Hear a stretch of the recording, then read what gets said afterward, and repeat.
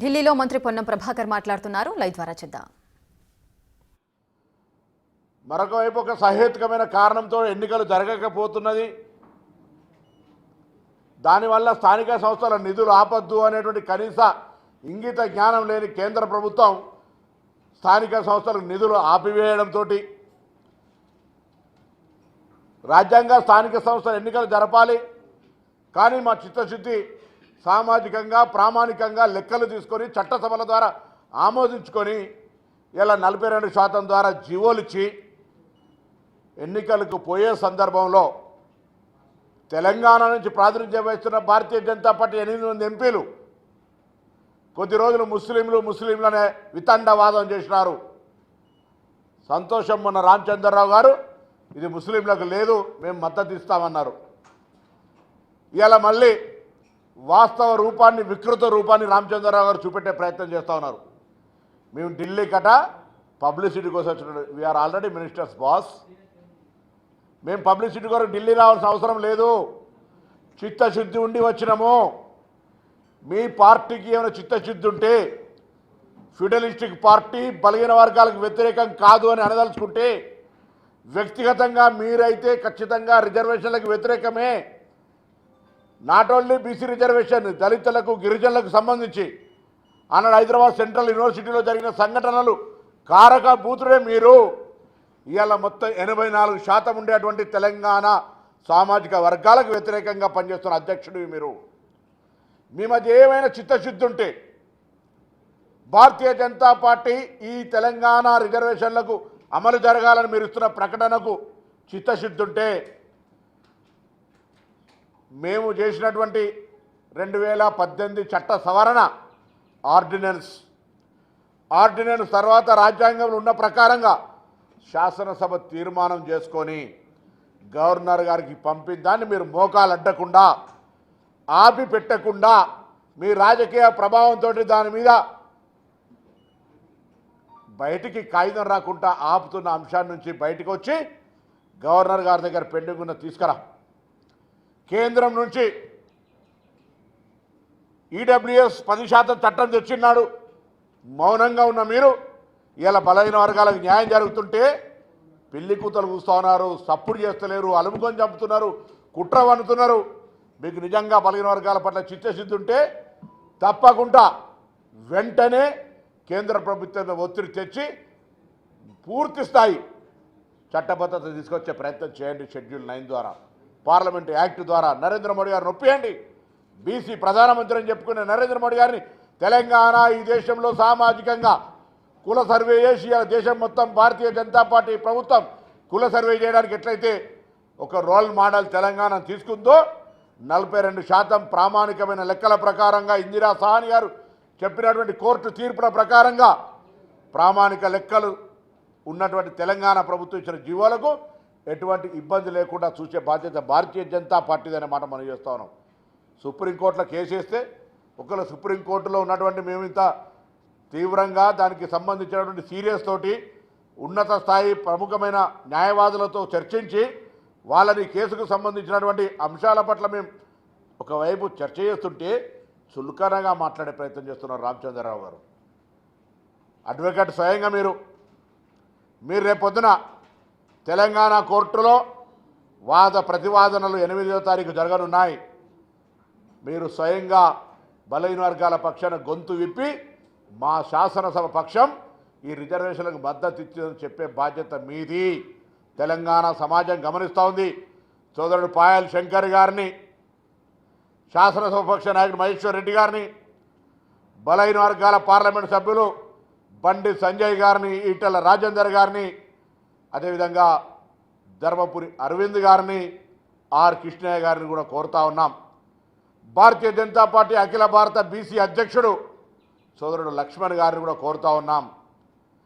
రాజ్యాంగం ద్వారా ఆటంకాలు లేకుండా చేయండి, లేదా న్యాయస్థానంలో ఏ శాసనసభలో మీరు ఏకగ్రీవ తీర్మానానికి మద్దతు ఇచ్చిండ్రో మీ పార్టీ తరఫున శాసనసభలో కూడా భారతీయ జనతా పార్టీ రిజర్వేషన్లకు ఈ తెలంగాణ 42% అనుకూలం అని చెప్పి వాదన వినిపించే ప్రయత్నం చేయండి.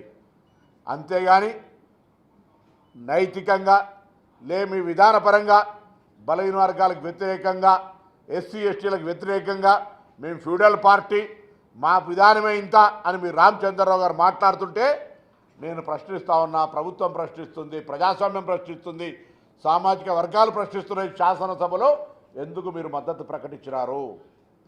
శాసనసభలో మద్దతు ప్రకటించేయాలా? చట్టాన్ని తీసుకొచ్చే సందర్భంలో ఎందుకు అవాంతరాలు సృష్టిస్తున్నారు అని భారతీయ జనతా పార్టీని సూటిగా ప్రశ్నిస్తూ ఉన్నా. అంతేగాక బీఆర్ఎస్ పార్టీ కూడా ఇలా డెఫినెట్లీ వారికి ఉన్నటువంటి చిన్న చిన్న కేసులల్లో, పార్టీ పరంగా ఇతరత్ర కేసులల్లో ప్రముఖమైన న్యాయవాదులను ఢిల్లీకి తీసుకొచ్చినారు. ఈ కేసులో కూడా Bharatiya Janata party, TRS party అనుభవజ్ఞులైనటువంటి న్యాయ నిపుణులైనటువంటి అడ్వకేట్లను తీసుకొచ్చి, ఇది ఆనాడు ఇందిరా సహాని కేసు 2012 కావచ్చు, 1992 కావచ్చు, ఏ కేసు అయినా సరే ఈరోజు ఎన్ని కేసులున్నా అన్ని కేసు ఉదాహరణలతోటి ఇవాళ తెలంగాణ ప్రభుత్వం ప్రామాణికమైన లెక్కలతోటి పోయిందని చెప్పే విధంగా మీ ఒక ఆర్గ్యుమెంట్ చేయమని చెప్పి సందర్భంగా డిమాండ్ చేస్తూ ఉన్నా. లేకపోతే నోరోటాడినట్టు నొసలోడాడినట్టు కడుపులో కత్తులు పెట్టుకొని అలుముకొని చంపే ప్రయత్నం చేస్తున్నట్టుగా తెలంగాణ సమాజం గమనిస్తూ ఉంది, భావిస్తుందనే మాట కూడా ఈ సందర్భంగా మనవి చేస్తున్నా. రామచంద్రరావు గారు బీజేపీ రాష్ట్ర అధ్యక్షుడు కాకముందు మీ వ్యక్తిగత అభిప్రాయాలు ఉండొచ్చు. హైదరాబాద్ సెంట్రల్ యూనివర్సిటీలో మీరు దళిత వర్గాలకు వ్యతిరేకంగా పనిచేసి ఉండొచ్చు. ఈరోజు ఆనాడు రిజర్వేషన్ మురళీధర్రావు కమిషన్ వచ్చిన్నాడు, రిజర్వేషన్లకు వ్యతిరేకంగా నవ సంఘర్షణ సమితిలో పనిచేసి ఉండొచ్చు. కానీ ఇలా భారతీయ జనతా పార్టీ రాష్ట్ర అధ్యక్షులు, నీ పార్టీలో కూడా బలహీన వర్గాలు ఉన్నారు, ఇలా క్షేత్రస్థాయిలో ప్రజల మధ్యలో వైషమ్యాలు కలగకుండా బలహీన వర్గాల లెక్కల ప్రకారంగా ఎస్సీ ఎస్టీ ఈడబ్ల్యూఎస్ రిజర్వేషన్కి ఏమాత్రం విఘాతం కలగకుండా తీసుకొని ముందుకు పోతున్న ఈ సందర్భంలో మీరు పిటిషనర్స్కు మద్దతు ఇచ్చే విధంగా మాట్లాడితే మంచిది కాదు. ఇది బ్యాక్గ్రౌండ్ స్టాపింగ్ అని అనుకుంటారు, మీరు సాపిటైజ్ చేస్తున్నారు, మీరు కుట్ర చేసి ఈ యొక్క సిద్ధాంత సామాజిక న్యాయానికి వ్యతిరేకంగా చేస్తున్నారు అనేటువంటి ప్రస్ఫుటంగా కనబడుతుంది. కాబట్టి మరొక్కసారి ఇలా మేము ఢిల్లీకి వచ్చినాం, న్యాయవాదులందరితో సంప్రదించుకున్నాం, సుప్రీంకోర్టు స్వయంగా పోయినాం, ఆర్గ్యుమెంట్స్ విన్నాం. అక్కడ వితండ వాదన చేస్తూ ఉంటుంటే అక్కడి నుంచి ఏ విధంగానైనా దీనికి సంబంధించిన ఆపుదల చేయాలనే ప్రయత్నం జరిగితే కూడా న్యాయస్థానం విని డిస్మిస్ చేసింది. ఆయన ఎక్కడైనా కోర్టు ఈ పిటిషన్ కాదు, ఎక్కడైనా ఎవరైనా వేసుకోవచ్చు. కానీ అటువంటి అంశం పట్ల భారతీయ జనతా పార్టీ స్పందించిన తీరు, రామచంద్రరావు గారు మాట్లాడుతున్న మాటలు చూస్తే ఆయన వ్యక్తిగతమైనటువంటి కక్ష, 84% ప్రజలు ఉన్నటువంటి సమాజానికి వ్యతిరేకంగా మాట్లాడుతున్న విధానాన్ని తీవ్రంగా ఖండిస్తా ఉన్నాం. నేను మరొక్కసారి తెలంగాణ ప్రభుత్వం పక్షాన, తెలంగాణ బలహీన వర్గాల సమాజం పక్షాన భారతీయ జనతా పార్టీ, టీఆర్ఎస్ పార్టీలను డిమాండ్ చేస్తూ ఉన్నాం. మీరు శాసనసభలో మద్దతు ఇచ్చినట్టుగానే రేపు న్యాయంలో కోర్టులో కూడా ఇంప్లీడ్ అయి బలహీన వర్గాలకు అండగా నిలుచోవాలి. లేకపోతే తెలంగాణ సమాజం మీరు చేస్తున్నటువంటి నాటకాలను పరిశీలిస్తూ ఉంది, నిశ్చితంగా పరిశీలిస్తూ ఉంది. ఒకరోజు మీకు తగిన బుద్ధి చెప్పే పరిస్థితి వస్తుందనే మాట కూడా ఈ సందర్భంగా తెలియజేస్తా ఉన్నాను. గతంలో సుప్రీంకోర్టులో అనేక కీలకమైన కేసులు విచారణ వచ్చాయి. తెలంగాణకి, తెలంగాణ ప్రభుత్వానికి సంబంధించి ఎస్సీ భూములు కావచ్చు, ముఖ్యమంత్రి గారి కేసులు కావచ్చు, ఆ సమయంలో ఎప్పుడు రాని తెలంగాణ మంత్రులు ఈ అంశం మీద రావడంపైనే, అందుకోసమే వాళ్ళు ఆ విమర్శకి అది అవివేకమైనటువంటి విమర్శ. మా కన్సర్న్ బలహీన వర్గాలకు సంబంధించి 42% రిజర్వేషన్ పట్ల ఉన్నటువంటి కమిట్మెంట్, మిగతా అన్ని ప్రభుత్వ యథావిధి కార్యక్రమాలు. ఇది ఒక సామాజిక విప్లవ, సామాజిక మార్పుకు నాంది పలికే అంశం. దీని తీవ్రత ఈ ప్రభుత్వం గమనించింది. ముఖ్యమంత్రి గారు స్వయంగా మంత్రులందరికీ మాట్లాడి క్యాబినెట్ అంతా కూడా చర్చించుకొని, ఉప ముఖ్యమంత్రి గారు స్వయంగా ఇద్దరు బలహీన వర్గాల మంత్రులతో సహా మేము ఇక్కడికి రావడం అంటే కేసు తీవ్రత, మాకున్నటువంటి స్పందన అది. కానీ వాళ్ళకి ఆ అంశం మీద జ్ఞానం కూడా లేదు. రామచంద్రరావు గారు మాట్లాడుతూ ఏదో మాట్లాడుతూ నేను అడుగుతున్నా ఇలా రైట్ ఇక్కడ మేము రావడము నీ కొరకు అన్నట్టుగా నువ్వు పబ్లిసిటీ వాకిటి శ్రీగారి గారికో డిప్యూటీ సీఎం గారికో నాకేం పబ్లిసిటీ కావాలబ్బా? కనీస అవగాహన కూడా. రామచంద్రరావు గారు మీరు 84% సమాజానికి వ్యతిరేకం లేరు అనుకుంటే స్వయంగా అడ్వకేట్ వచ్చి రేపు పొద్దున ఆర్గ్యుమెంట్ చేసి పేపర్లన్నీ మేము ప్రభుత్వం తరఫున నీకు పంపిస్తాం. భారతీయ జనతా పార్టీ రిజర్వేషన్ 42% వ్యతిరేకం కాదు అంటే నీ ఆర్గ్యుమెంట్ వినిపించమని కోరుతా ఉన్నా.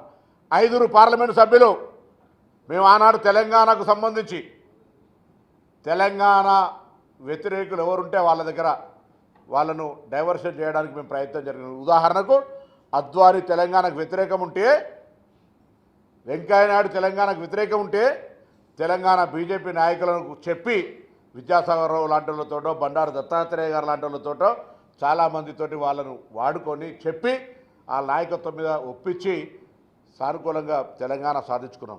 ఇవాళ కూడా తెలంగాణ సమాజంలో బలహీన వర్గాలకు ప్రాతినిధ్యం బీజేపీ నుంచి వహిస్తున్న ఎంపీలు చొరవ చూపెట్టాలి. మీ బాధ్యత సమాజం గమనిస్తూ ఉంది. తెలంగాణ కోసం మా పార్టీలు అవసరమైతే ఆ గొంతు ఇప్పినట్టే ఇవాళ తెలంగాణ ప్రభుత్వం తీసుకొని రాజకీయ లబ్ధి గురించి ఆలోచించకండి. 42% 55,000 బలహీన వర్గాల పదవులు వస్తూ ఉన్నాయి.